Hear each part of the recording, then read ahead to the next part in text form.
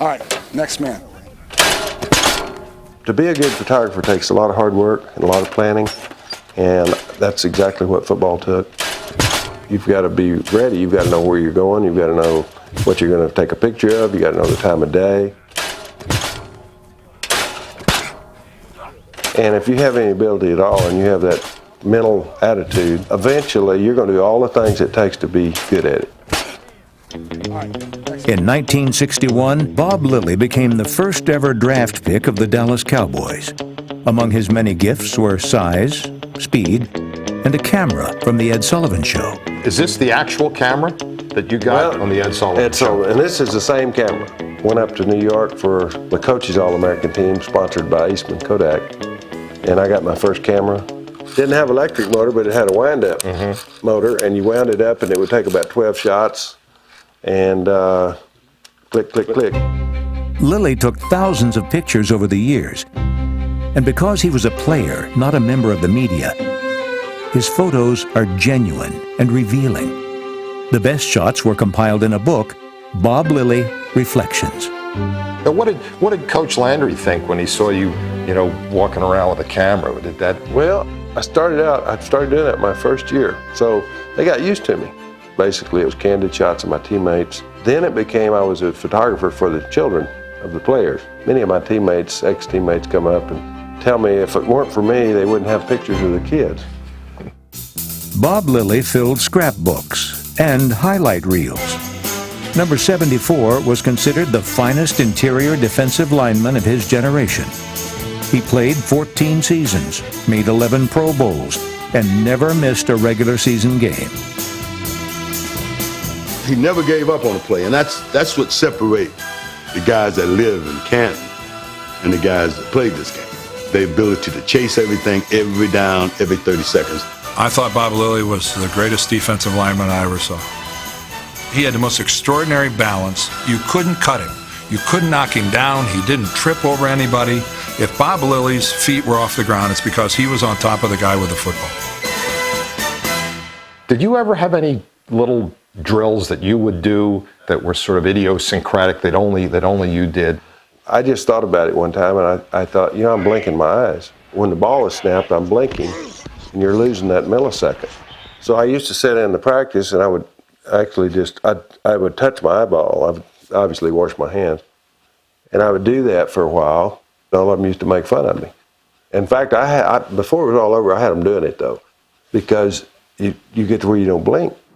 With one eye on the ball carrier and the other behind the lens, Bob Lilly captured Cowboys history as he was making it. And every picture told a story. There's Coach Landry. There's Coach. We had this great admiration for him because his character was so impeccable. But he's like everybody else, he had a weakness. He wasn't real friendly.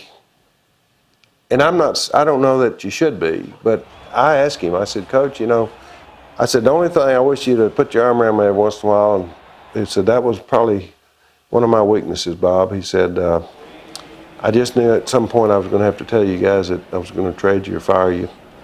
And he said, I just hated to get too close to you because it hurts me too bad. So I think he was very tender. There was that stupid extra genie again. That's killed us. What was that? Because everybody was sitting there straining with that. What? The extra genie was just pulling against an almost immovable force. It was a rope that was hooked into a lot of pulleys. Hold it, George.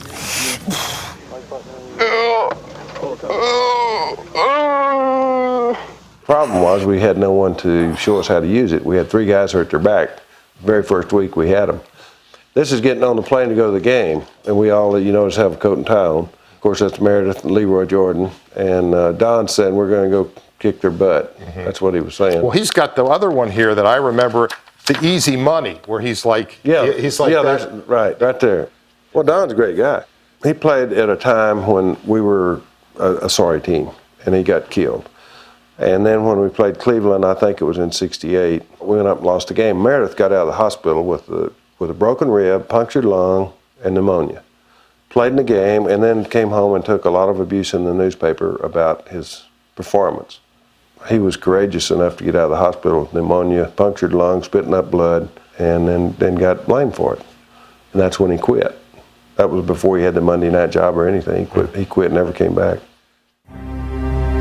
Beginning in 1966, the Cowboys made the playoffs 5 straight years, including 3 championship games, but couldn't win it all.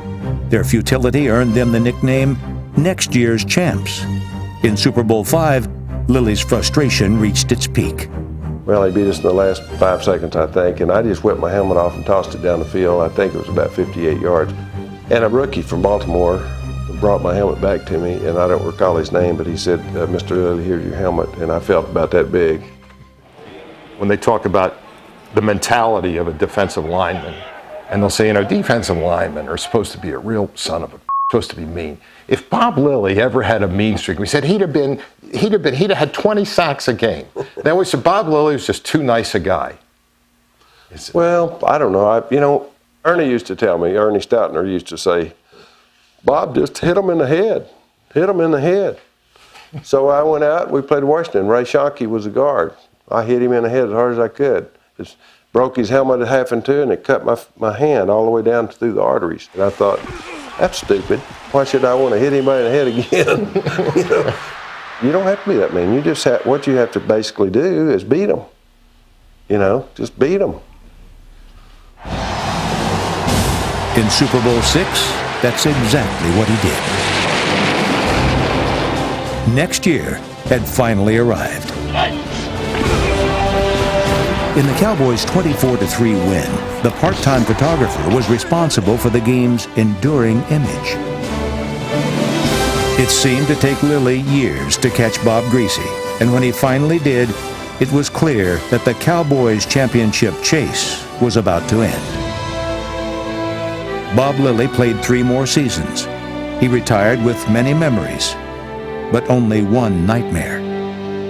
After my career, I had a reoccurring dream at least once a year that I was on the sideline with my uniform on, with gray hair sticking out from under my helmet. And Coach Landry said, "Come here, Bob, we got to have you." And I said, "Coach, look at them. Look at those guys. They're going to kill me." He said, "Oh, no, they're not going to kill you. You get on in there." And I'd start out on the field, and I'd wake up, and I'd have cold sweats. He put on the pads one more time as the first member of the Cowboys' Ring of Honor, and was the first Cowboy inducted into the Pro Football Hall of Fame. Now, the man who once chased ball carriers captures stationary objects as a landscape photographer. Steve, this is my little cubby hole, and this is where I do all my photography and delve into the world of art. This is a little picture taken out in New Mexico, and it was one of those chance pictures that sometimes you're lucky enough to get. Driving down the road, you see this absolutely stunning sunset. It was just absolutely brilliant.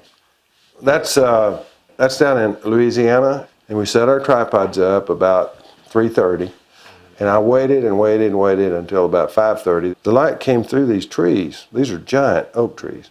That's quite a place to see.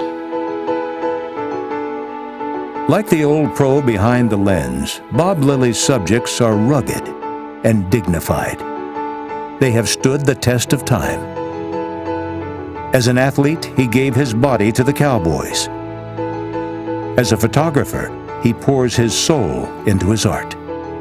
I read once where Ansel Adams was talking about photography, and he said that every great landscape photographer, when he composes a scene, there's something of him in that scene. Mm-hmm. When you look at those sequoia trees, do you see something of yourself in those pictures? Well, I saw